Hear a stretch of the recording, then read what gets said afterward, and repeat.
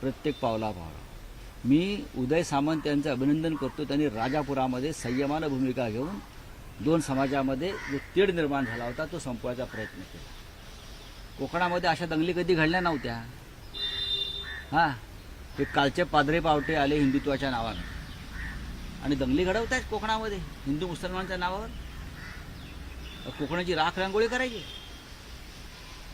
उदय सामंतांनी, मी आज वाचलं की त्यांनी एक संयमाची भूमिका घेतली राजापूर आणि रत्नागिरी भागामध्ये आणि त्यांनी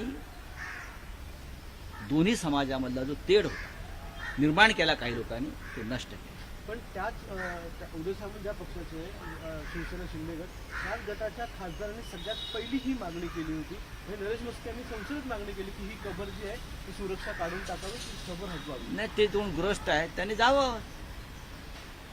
जसं आम्ही गेलो होतो अयोध्येत बाबरीसाठी, सगळे त्या काळात गेलो होतो ना. बाळासाहेब ठाकरेंचा आदेश होता